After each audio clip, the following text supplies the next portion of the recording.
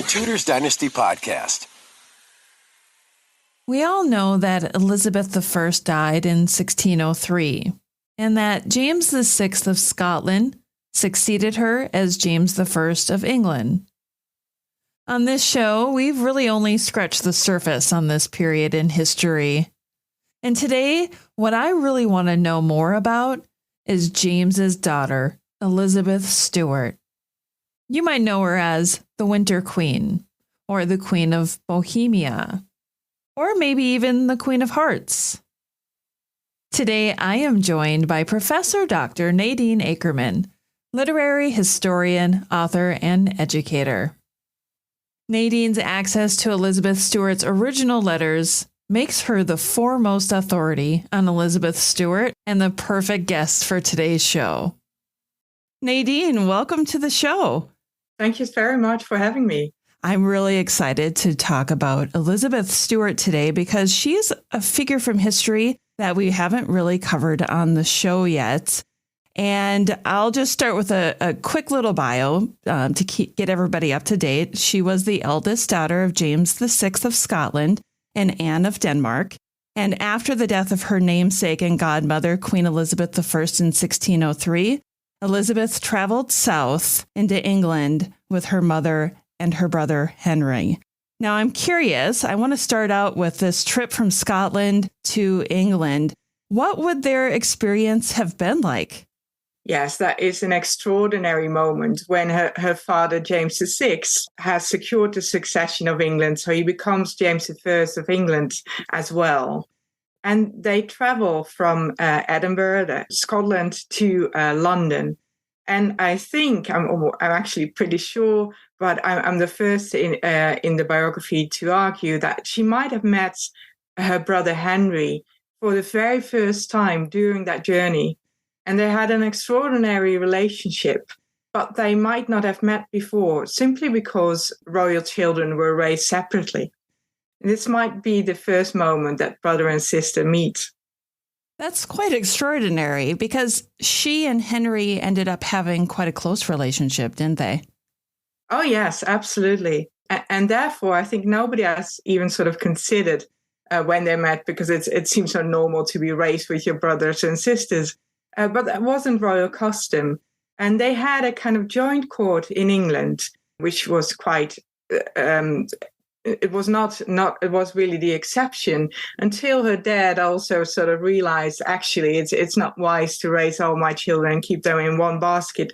What if something happens? I need to actually keep them in separate courts. So if there is a plot and they manage to get to one child, they won't be able to get to another child. So there's also a safety measure to raise them separately later. But because of their separation, they corresponded. And that's also one of the reasons we, of course, know that they had such a close relationship. Because otherwise, if you meet face to face, there's no reason to actually record it. Then it will all be hearsay. But because they were separated, they exchanged these lovely, loving letters. And we see them talking about education. She was taught Italian, but had really wanted to learn Latin as well. And she sort of wrote to him saying, what if I taught you Italian, which he sort of failed in? Will you teach me Latin? And so they had a kind of agreement about exchange of knowledge as well, even at that early age. Now that you brought up the Latin thing, is it true that her father thought that Latin had the unfortunate effect of making women more cunning? I don't think so. There is this kind of story, and that's kind of hearsay, and that's always what is repeated. And hearsay often is the best story. But there's actually no real evidence that he would ever deny his children Latin, or his daughter. That's wonderful. It made me think of Thomas Howard, the third Duke of Norfolk, and how he had said of his daughter, Mary Howard, at one point that she was too wise for a woman. So I almost hoped that there was some connection between Mary Howard and Elizabeth there. But if it's hearsay, then we must set that aside for the moment. Yes, it derives from the Table Talk of King James, collected by Sir Thomas Overbury, actually an 18th century collection. And there it is recorded that James was reported of having stated that Latin was only there to make women more learned and foxes tame, and that it had the same effect to make them both more cunning. So it's this kind of neat little anecdote which is repeated again and again, but there is no evidence that she was never taught Latin. One of the things that happened shortly after their arrival in England was the gunpowder plot. And we discussed that in a recent episode on the show. But I've always wondered, what knowledge did Elizabeth have that she was being used as a figurehead for the Catholics? Well, of course, this is a kind of, she was born in 1596, so she is 9. She's a really kind of young girl, but very much aware of her position. And she must have heard about the stories that they had wanted to abduct her and raise her as some kind of Catholic puppet queen. And she has sort of reflected upon this and said, I of course, would never have agreed to rule in such a manner. I think it's important to realize that she wasn't necessarily referring to Catholicism at the time, because she was raised until the age of 7 in a household that was at least partly Catholic. Her female guardian was a Catholic, and of course her mother Anna later converted to Catholicism. So she would never have resisted or reacted against Catholicism per se, but of course she would have objected to her dad and her brother being killed. So she is referring to, I would never have unjustly ruled in that manner. But it's that moment in history where you sort of wonder, what if the gunpowder plotters had succeeded? Yeah, exactly. Do we have any idea of maybe what Elizabeth knew of her grandmother, Mary, Queen of Scots? Yes, I wish she would have sort of reflected upon her grandmother. And there are hardly any mentions, even in later letters. I like to think that she was very much aware of Mary, but we don't have evidence. What is interesting is that both women were quite capable of writing in cipher codes. And I always like to think that it is Elizabeth who became so cunning because she knew of the history of her grandmother. Oh, I love that. Thank you for sharing that with us. So she was, as you had mentioned, a well-educated princess of England and Scotland. So when it came to the marriage market, who were some of the men that she was connected to at the time? Yeah, there were suitors from all over Europe, even the King of Spain at one point. So there was a lot of interest in this eldest daughter of James VI and First. And it's important to sort of realize that the eventual candidate, the Elector Palatine, he was still in his minority. So he was actually the Elector Palatine in waiting. He was about to become the elector. Was one of the most powerful Protestant princes in Europe, and not some kind of German count that historiography has made him into. So he was actually quite powerful, had a lot of influence. Therefore, it was the candidate that James felt most comfortable with. And is it true that her brother Henry also approved of the match? Oh, yes, very much so. He, of course, shared the kind of similar militant Protestantism that she also embraced. So he very much approved of a Protestant candidate. He was destined, of course, that never happened because he died so young. He was supposed to marry a Catholic princess himself, so that there would be a balance in Europe. But he very much approved of the candidate chosen for her. Well, and you mentioned that Henry died young, so he died prematurely. They were close siblings. What can you tell us about her reaction to his death? Oh, she was devastated. She loved him so dearly, and it was such an unexpected death in 1612, when her suitor, Frederick V, the Elector Palatine in waiting, had just arrived in England, because theirs was not going to be a proxy marriage. It was going to be celebrated in a big manner. And Henry was very much of part of those festivities surrounding the marriage, leading up to the marriage. And then he falls ill and he dies. And she visits him when he's ill, and also tries to visit him when he's actually dying. She tries to disguise herself to get access to his chamber. But they fear that it might be infectious, so she's denied entrance. And she's heartbroken. And it must have been incredibly difficult to immediately continue with the wedding. Her father actually didn't postpone the wedding, as a lot of people think. He brought it forward because there was a lot of kind of criticism. What if the heir of the crown can die so unexpectedly? What will happen next? You have her brother Charles, who later becomes Charles I, but he's quite sickly. So if the strong and sturdy Henry can die, then Charles can probably also die, people think. And then we only have Elizabeth left. So should we really allow her to marry this foreign prince and let her go to Germany? So there's a lot of kind of criticism at that moment. And James is afraid that the people might put a stop to the wedding. So that's why he brings it forward. So the wedding is a weird mixture of mourning and celebration. And that must have been incredibly difficult for her. I'm sure they were trying to move forward as a country as well, much like present day, I would think, with Queen Elizabeth II, with her passing and Charles coming forward. Let's move from mourning to celebration instead. Oh, yes. And that's, of course, always the case. But when I think it's of course, very different if a queen in her 90s dies or when a young kind of prince dies and not even having reached adulthood. So, and they had put so much hope in Henry.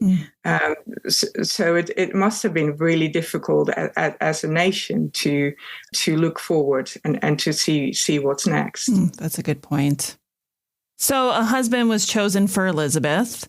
Is it true that Anne of Denmark was against this choice, that she didn't want her daughter to be anything other than a queen? I doubt that very much. That is, again, sort of tied to this kind of idea that women, especially women who are a bit politically savvy, are so ambitious. I think she very much understood that Frederick V, the Elector Palatine, was one of the most powerful princes in Europe. Yes, he was a Protestant, and yes, she might have preferred the King of Spain, but she at that point was still thinking that her son would have a great match. When Henry then later dies, it changes a bit, and she isn't part of all the celebrations, but in the end, she still very much approved. And looking at Anna's ancestry, she also had connections to the Habsburgs family. So she wouldn't sort of disapprove of a Protestant match. It's just that she might have preferred the King of Spain. After Elizabeth and Frederick got married, where did they go? Well, they first went to the Dutch Republic to strike an alliance with the Dutch and show themselves as this Protestant power couple. So they had a kind of progress through the Dutch Republic. Frederick went ahead to Heidelberg to prepare her arrival there. She stayed on enjoying celebrations a bit longer, and then they moved to Heidelberg, the capital of the Lower Palatinate. What can you tell the listeners about what the process looked like for Frederick to become King of Bohemia?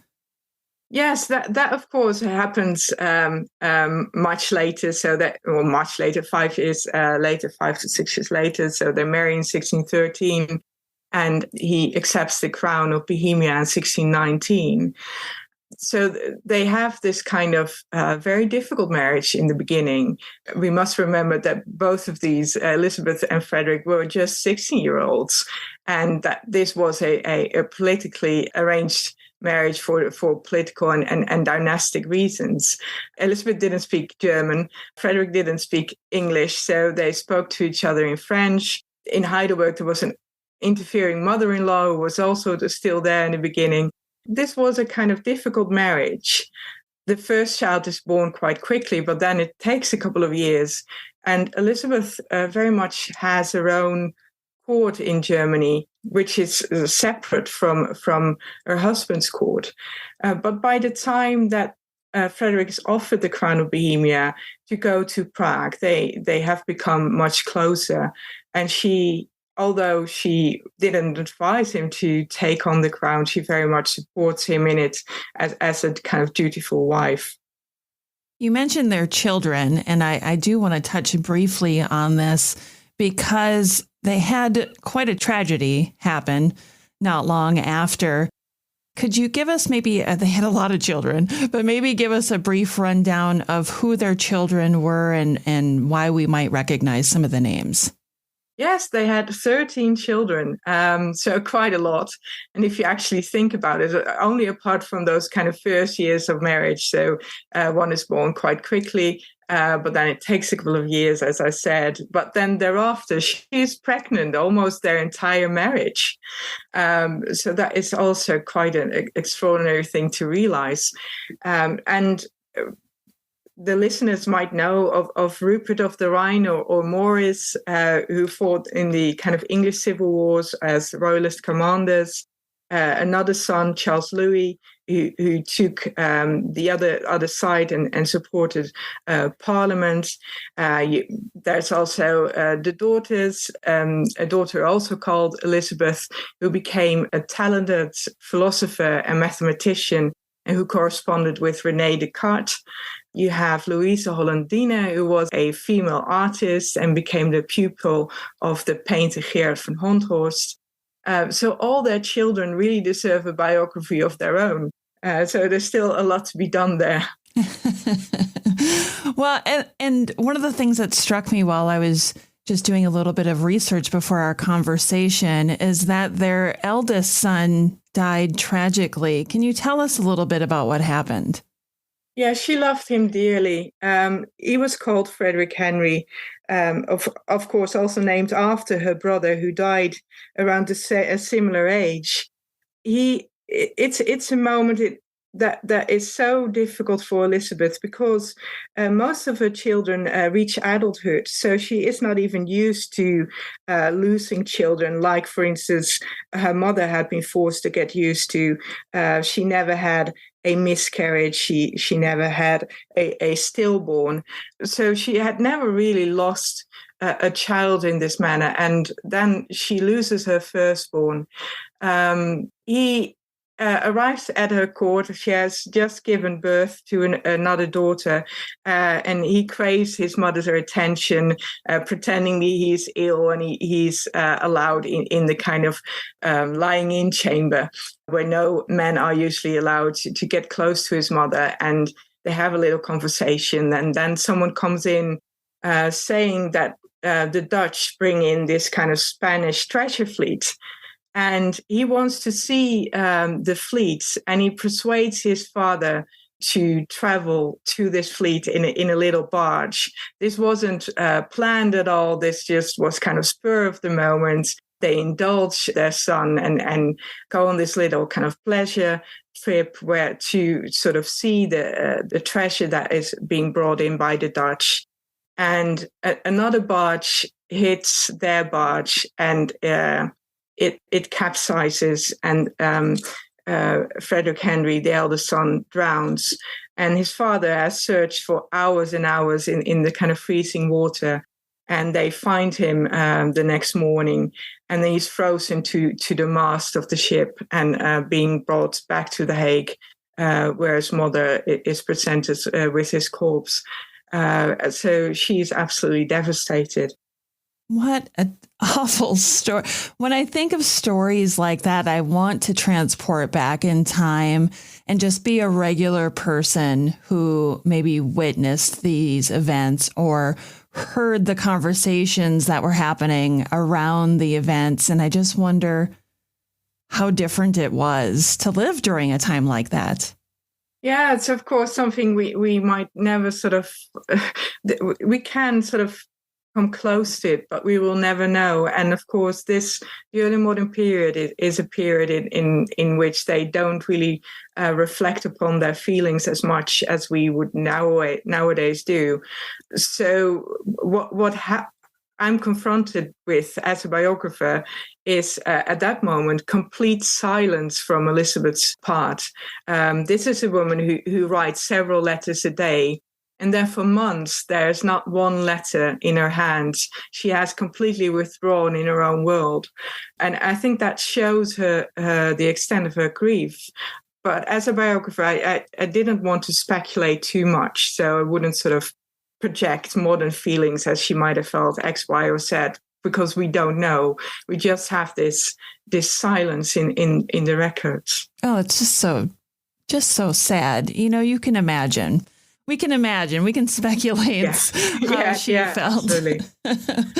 Well, let's talk a bit about the name that most people know her as, which would be the Winter Queen.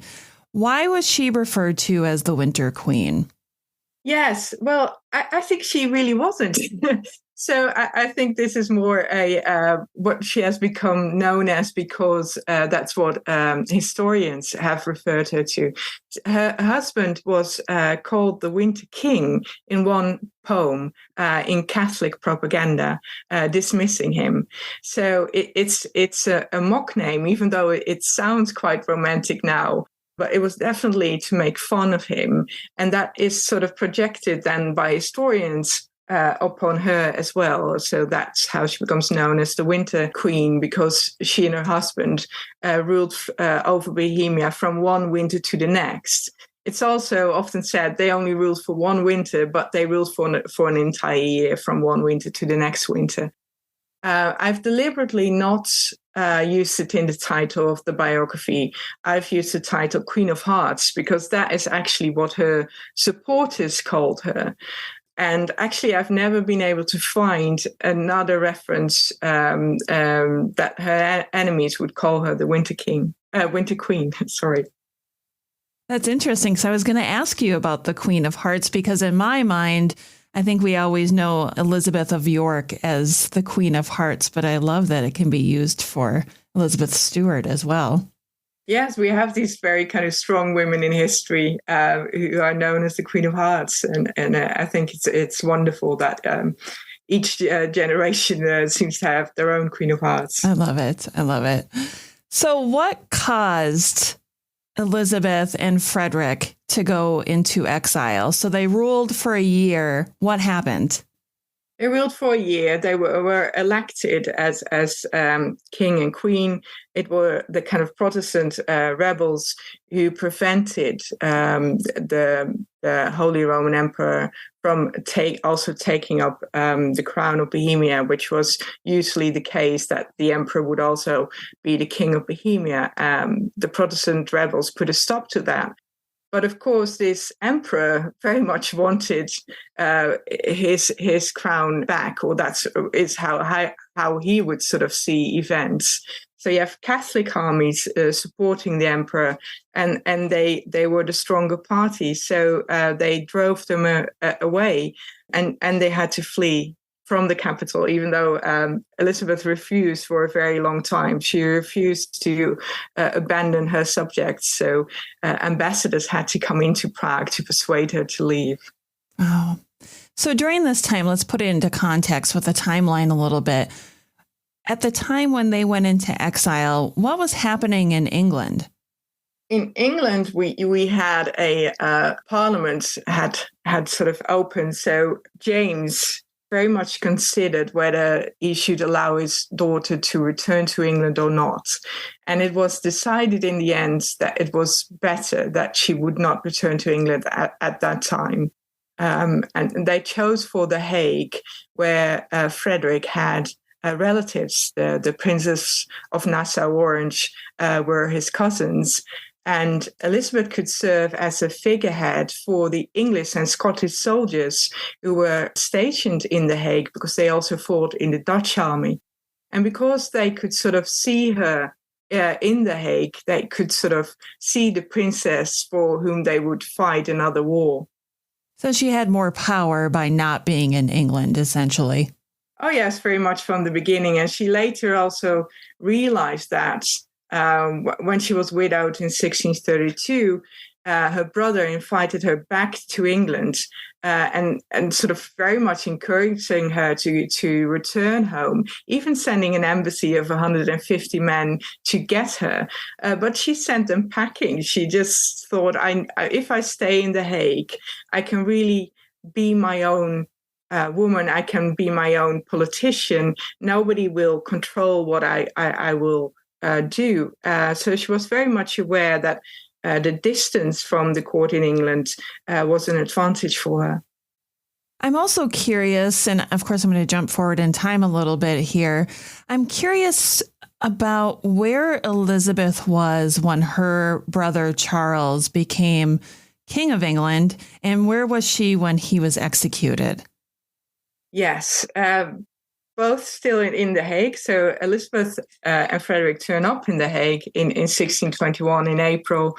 At the States General of the Dutch Republic, they rent a house for them, and they rent for furniture for 3 days, hoping that they will leave. But she ends up staying for about 40 years. So she never leaves the Dutch Republic. So she is in the Dutch Republic when these things happen. And so she reads about them. And she is very hopeful when Charles becomes king. She thinks he will fight this war with the Spanish, which her father never dared to declare just before his death.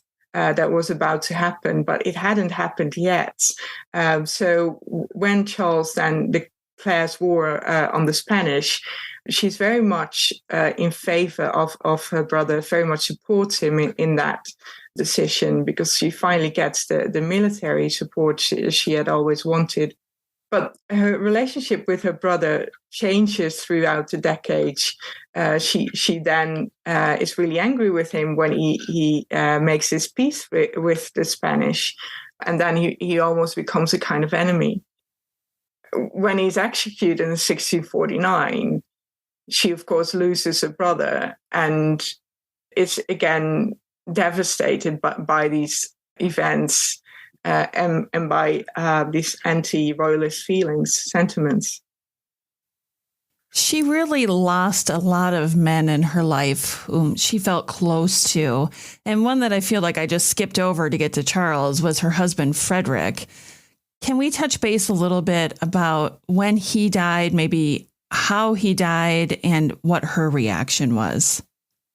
Yes, he dies in 1632 when he has just joined the Swedish army, and they're about to regain those lost lands in Germany. When one of the consequences of accepting the crown of Bohemia is that the emperor stripped them, Frederick, of his hereditary lands in Germany. And while they quickly give up on Bohemia, they never give up on regaining those lands, the Palatinate. In 1632, they think they will manage to defeat the enemy and regain their lands. At that moment, however, Frederick falls ill and he dies in a Swedish camp. When she hears the news, and they try to keep this from her for about 10 days or so, but when she finally hears the news, she starts crying and then again falls silent, never speaks for weeks, and she turns her entire court into a place of mourning.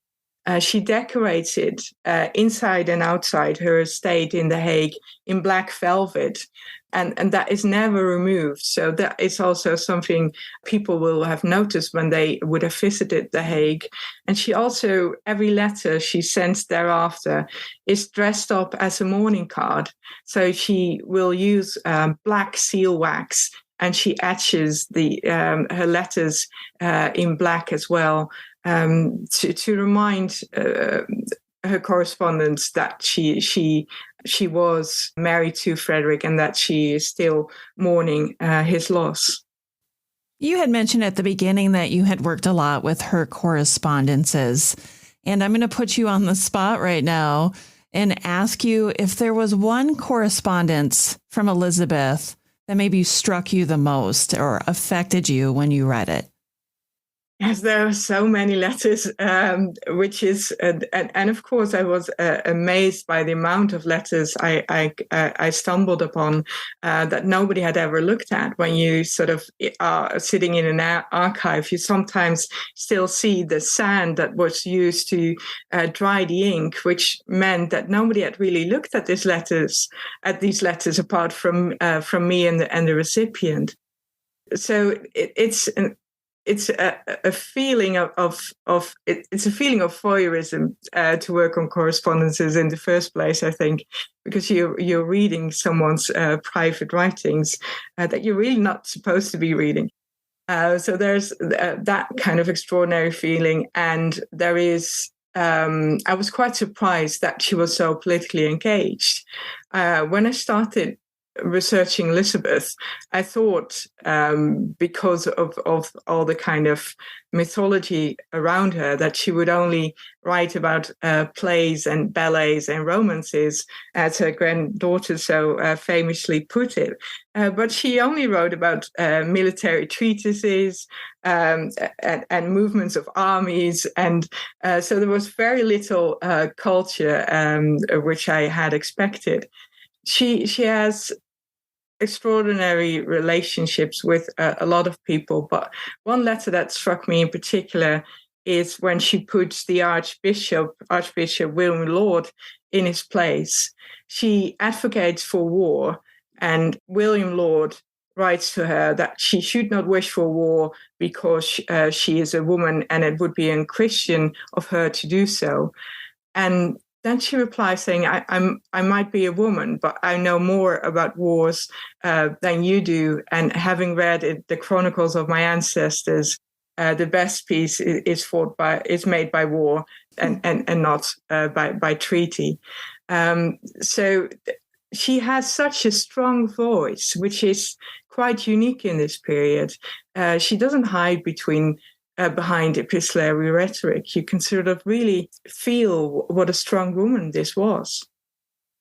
You have really opened my eyes today into who she was, because I hadn't really thought about it all that much. I tend to focus more on the Tudors, but the reign of her father and mother has always interested me as well. So I love that you've been able to open my eyes and hopefully the listeners' eyes as well as to who Elizabeth Stuart really was. Now, before we wrap up, I do have a couple more questions that I want to throw in here. And I'd love to understand, Nadine, what did Elizabeth's final years of her life look like? Yes, again, it's a different period. From the moment she becomes a widow in 1632 to 1642, she's a kind of political regent, and her son are still minors, and her eldest son by that time is also still in prison. So she's very much the regent.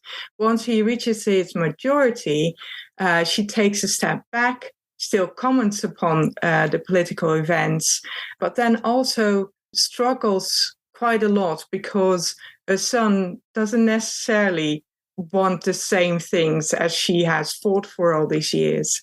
So, for instance, she always managed to not to accept a compromise. They offer her part of the Palatinate. The Palatinate consists of two parts, the upper and lower Palatinate.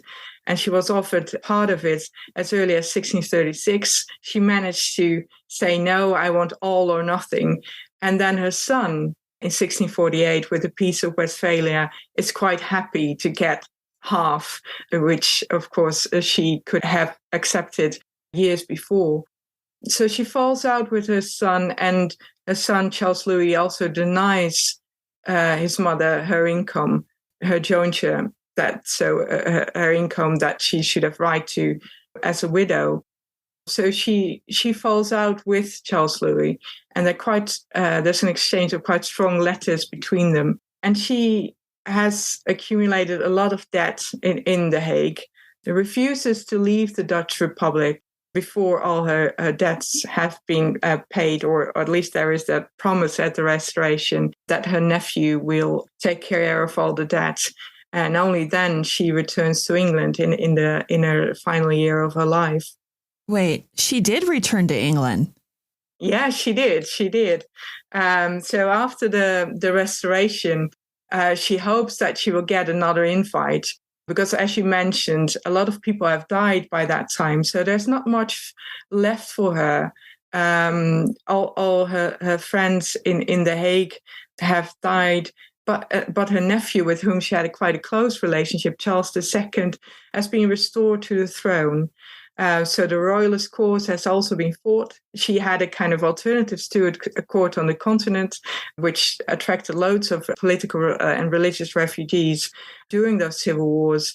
All of that is behind her, and she wants to return to England.